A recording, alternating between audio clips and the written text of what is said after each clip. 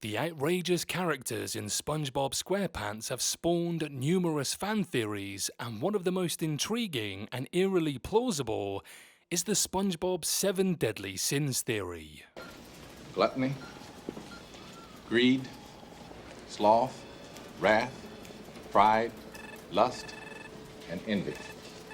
As the name suggests, some viewers have found similarities between the SpongeBob characters and the 7 sins outlined in the Bible.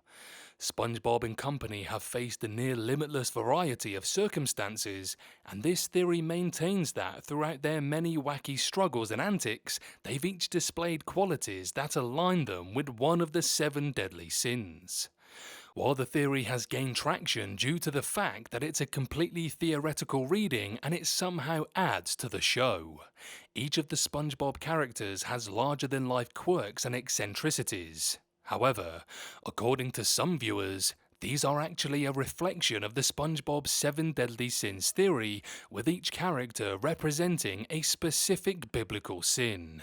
So strap in, here we go. Here we go. Patrick represents sloth. One of the easiest characters to pin down when it comes to the SpongeBob SquarePants 7 Deadly Sins theory is Patrick, SpongeBob's lazy neighbor.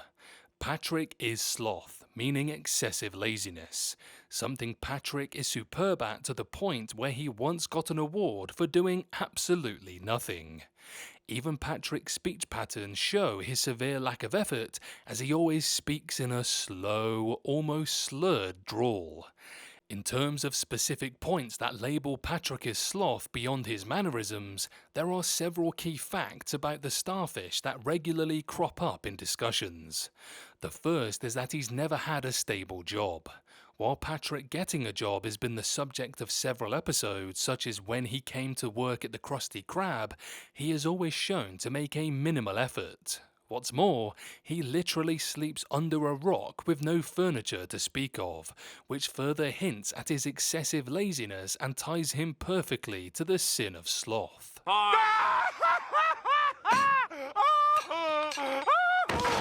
Gary represents gluttony.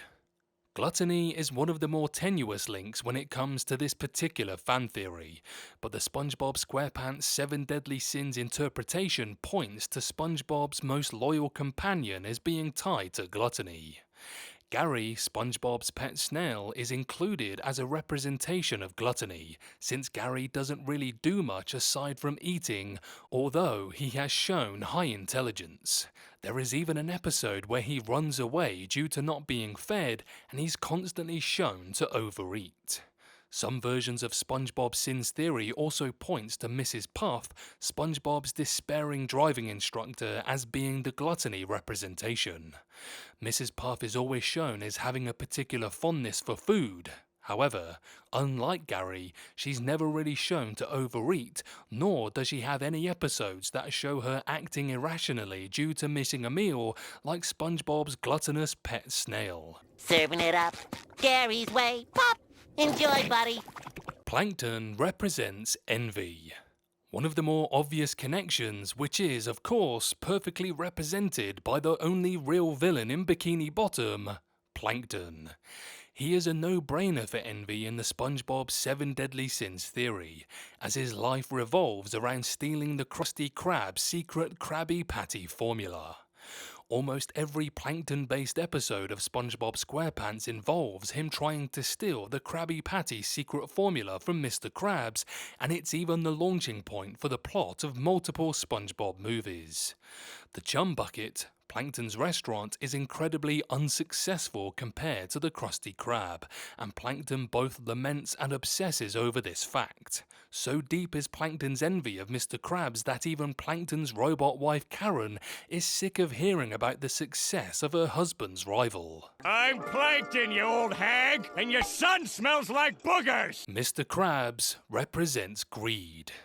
As for Plankton's rival, Mr. Krabs, he, of course, the incarnation of greed, which is marked by an excessive love for money and material things. Just like Plankton, Mr. Krabs is one of the most obvious links between a character and a biblical sin in SpongeBob SquarePants, to the point that it's incredibly likely he was the first character matched to their corresponding sin when the theory was initially conceived. The greed of Mr. Krabs is a running joke throughout SpongeBob SquarePants and is perhaps the defining trait of his entire character. Mr. Krabs lives for money and will do anything to get it, even if that means putting himself and others at risk. He even has nightmares about refunds and is shown to get overexcited with the tiniest amount of money, such as when Plankton, after being foiled yet again, hands Mr. Krabs his last penny. I feel so alive! Squidward represents wrath. The ever-angry Squidward is wrath in the SpongeBob 7 Deadly Sins theory, which involves an uncontrollable hatred towards everything. This is another link that seems incredibly obvious. Squidward seems to have no thoughts in his head that doesn't involve anger at someone, normally SpongeBob or Patrick, but also characters like his rival Squilliam Fancyson. Squidward hates almost everything and everyone in Bikini Bottom except for himself and his clarinet. He is regularly shown to lose his temper, get into arguments and display many other traits associated with the sin of wrath. Even when SpongeBob does something nice for Squidward, he is loath to admit his gratitude if he even does, and has made it very clear on multiple occasions that he'd be much happier if SpongeBob simply didn't exist.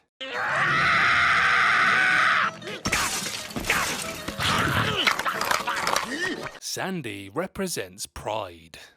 Pride is one of the more difficult sins to link to a SpongeBob character, as they all have moments where they show an over-appreciation of themselves. SpongeBob is incredibly proud of his work at the Krusty Krab, for example, and Squidward has an inflated ego when it comes to his skills with the clarinet. However, the SpongeBob theory links the sin of pride to Bikini Bottom's resident land mammal, Sandy Cheeks.